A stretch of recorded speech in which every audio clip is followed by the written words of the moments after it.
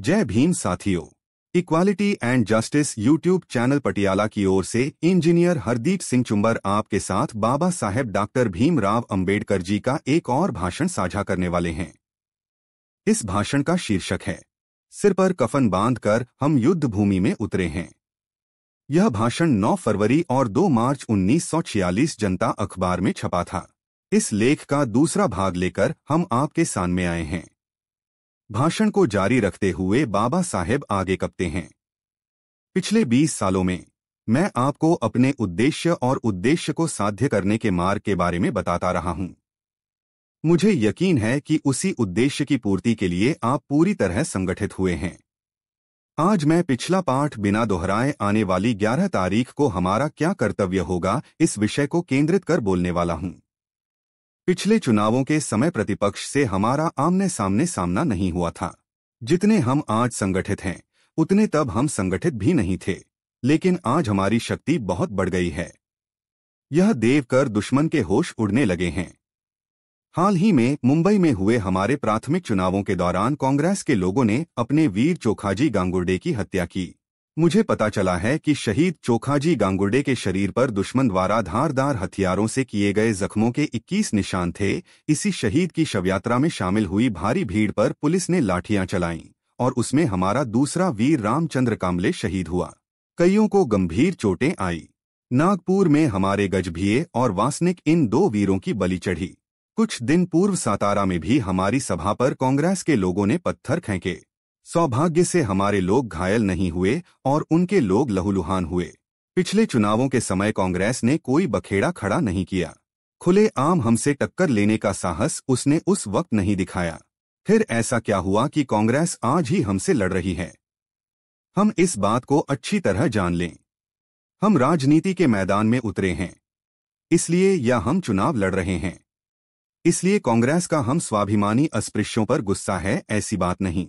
असल में वह हमारा फेडरेशन ही नहीं चाहते। शेड्यूल्ड कास्ट फेडरेशन का कांटा उनकी आम वो में चुभ रहा है। अपने फेडरेशन की बढ़ती ताकत से कांग्रेस वाले बौखला गए हैं।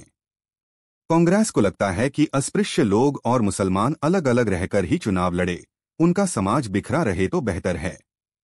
इस प्रकार बिखरे हुए लोगों को कांग्रेस में खींचने की उनकी कवायद चलती रहती है। कुत्ते के सामने हड्डी डालने से वह भौंकता नहीं। इसी तरह निर्दलीय चुनाव लड़ने वालों को वश करना कांग्रेस के लिए आसान होता है। किसी को जूतों की फैक्ट्री का, किसी को गटर बनाने का कॉन्ट्रैक्ट देकर उसे उपकृत किया जा सकता है। उल्टे किसी ताकतवर संस्था के उम्मीदवार को किसी भी तरह का लालच देकर अपने वश में नहीं किया जा सकता। यही वजह है कि कांग्रेस नहीं चाहती कि हमारी शेड्यूल्ड कास्ट्स फेडरेशन ज्यादा ताकतवर बने। कांग्रेस के नेताओं के नजरिए को अगर अच्छी तरह जांचा परखा जाए तो समझ में आएगा कि कांग्रेस यही चाहती है कि केवल एक संस्था रहे, वह केवल कांग्रेस। उनकी महत्वाकांक्षा है कि अन्य सभी लोग चुपचाप कांग्रेस में ही शामिल हों। एक संस्था, एक नेता और एक ही मार्ग हासिल कर अन्य पूरे समाज पर निर्बाध रूप से सत्ता चलाने की कांग्रेसीजनों की इच्छा है और अपनी इच्छा की पूर्ति के लिए वे जबरदस्त मेहनत कर रहे हैं। हमें मार गिराने के लिए वे किसी भी मार्ग का सहारा ले रहे हैं। हाल ही में हमारे लोगों पर जो हमले हो रहे हैं, हमारे शूरवीरों की जो हत्याएं हुई हैं, उसका कारण है कांग्रेस की यही शैतानी महत्वाकांक्षा। मैं आपसे यही कहना चाहता हूं कि विरोधी पार्टी की किसी भी गुंडागर्दी से आप डरे नहीं। आपके उद्देश्य के प्रति आपके प्रेम को लेकर मैं पूरी तरह आश्वस्त हूं। 11 मार्च को होने वाले चुनाव में अपने उम्मीदवार को भारी बहुमत से विजय दिलाने की आप पूरी कोशिश करें। किसी की भी धमकियों से आप न डरें। शहीद गांगुर्डे अच्छे कार्यकर्ता थे। हमारे अन्य सभी शहीद भी अच्छे कार्यकर्ता थे। उन सभी के परिवारों से मैं यह कहना चाहता हूं कि वे उनकी मृत्यु पर शोक न करें, आज या कल, लेकिन निश्चित रूप से हर किसी के साथ घटने वाली घटना है मृत्यु। शहीद गांगुर्डे और अन्य शहीदों को वीर गति प्राप्त हुई। उनकी मृत्यु से समूचा समाज दुखी हुआ। ये वीर शहीद मरे नहीं, वे अमर हुए हैं। उनकी मृत्यु अनुपम है। मैं कांग्रेस वालों से कहना चाहता हूं कि उनकी इस प्रकार की धमकियों से, अत्याचारी हमलों से या उनके कृत्य से हम डरने वाले नहीं हैं। सिर पर कफन बांधकर ही हम लड़ाई के मैदान में उतरे हैं। सामना करने की हमारी पूरी तैयारी है। जो होना होगा वह देखा जाएगा। अपने समाज की आजादी के लिए सभी स्वार्थ त्यागने की तैयारी हम कर चुके हैं। अपमानजनक ढंग से हम किसी की शरण में नहीं जाएंगे। अपने सामर्थ्य पर हमें पूरा भरोसा है। हम दुश्मन की नाक में दम करके छोड़ेंगे। तालियों की गड़गड़ाहट। जीत आखिर हमारी ही होगी। द्रोण मुनि जाति से ब्राह्मण था। वह अमीरों की बस्ती में रहता था। उसके बेटे का नाम था अश्वत्थामा। अमीरों के बच्चे चांदी के बर्तनों में दूध पिया करते थे। देखकर अश्वत्थामा भी अपनी माँ से दूध मांगता। गरीब होने के कारण द्रोण के घर में चांदी का बर्तन तो था ही नहीं, गाय भी नहीं थी।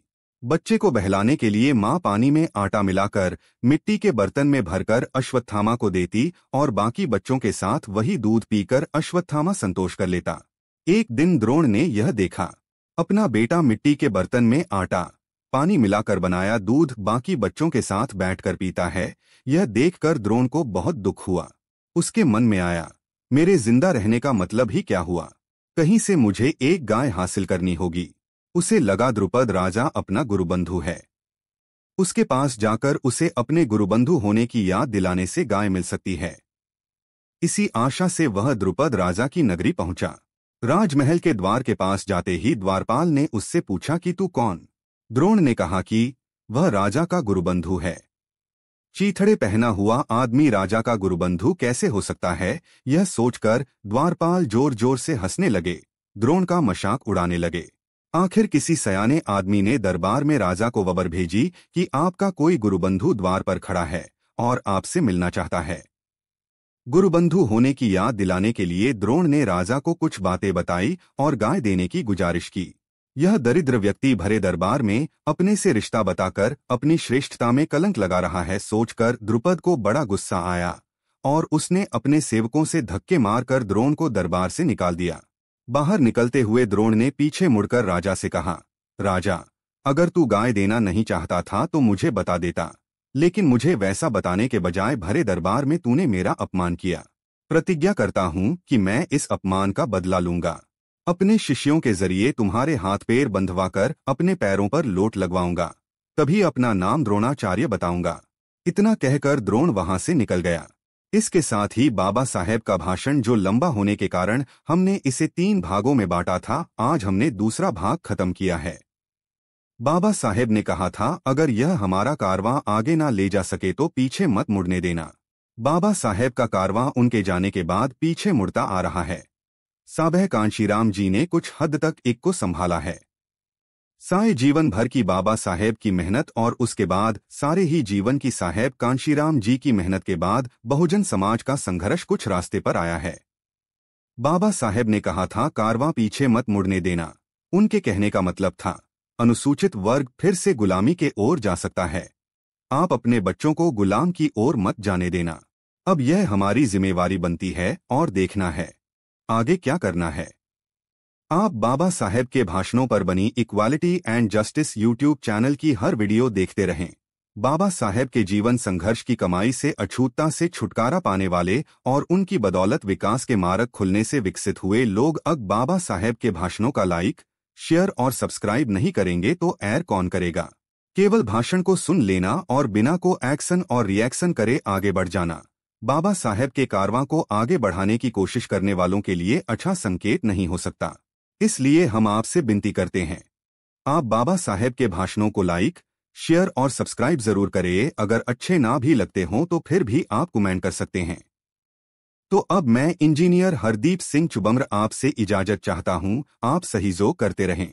हम इसका तीसरा और इस भाषण का आखिरी भाग अगले वीडियो में लाने वाले हैं। जरूर सुने और देखें। जय भीम, जय भारत, जय संविधान।